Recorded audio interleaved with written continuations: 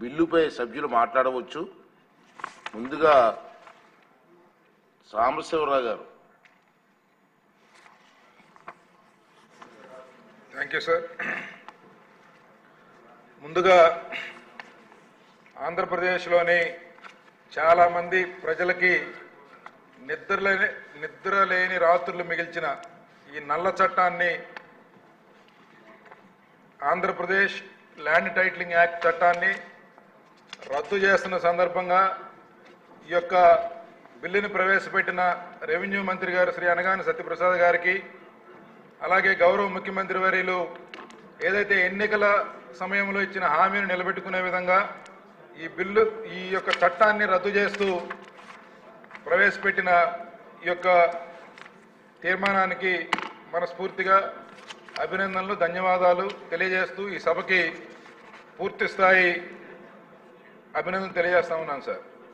ఎందుకంటే ఈ చట్టం గతంలో ఎమర్జెన్సీ టైంలో కూడా ఇట్లాంటి చట్టాలు తీసుకురావడానికి ఆ రోజున్న ప్రభుత్వ పెద్దలు భయపడేవారు.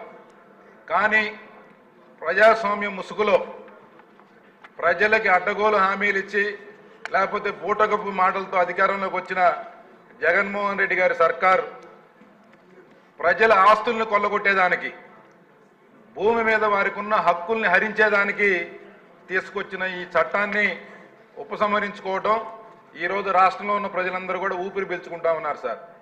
ఎందుకంటే ఈ చట్టం మనందరికీ తెలుసు, ఇప్పుడే మంత్రి గారు మొత్తం కూడా వివరంగా విశదీకరించారు.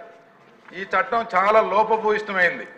దీని వెనక ఒక కుట్ర ఉంది, కుతంత్రాలతో దీని వెనక ఒక హిడెన్ అజెండాతో ఈ చట్టాన్ని తీసుకొచ్చారు. ప్రభుత్వ భూములే కాకుండా సాధారణ ప్రజల భూములను కూడా వీళ్ళు ఇష్టం వచ్చినట్టుగా దోచుకోవడానికి ఈ చట్టాన్ని అడ్డం పెట్టుకొని దీనికి తెరలేపారు. ఈ చట్టం ప్రకారం కేవలం జగన్మోహన్ రెడ్డి గారు ఆయన నియమించుకున్న 23 మంది అధికారులతో ఈ రాష్ట్రంలోని 3 కోట్ల ఎకరాలకు పైగా ఉన్న భూమి మీద అధికారాన్ని పొందాలని కుట్రబన్నారు, ఆశపడ్డారు. కానీ ప్రజలు దీన్ని గుర్తించారు. ఆ రోజు ప్రతిపక్షంగా ఉన్న తెలుగుదేశం, జనసేన, బీజేపీ 3 పార్టీలు కూడా ఈ చట్టం ద్వారా జరగబోయే నష్టాన్ని ప్రజలకు వివరించడం ద్వారా ప్రజలు ఒక పెద్ద ఎత్తున తీర్పిచ్చారు. దాంట్లో భాగంగానే ఈరోజు వాళ్ళని 11 సీట్లకు పరిమితం చేశారు. కాబట్టి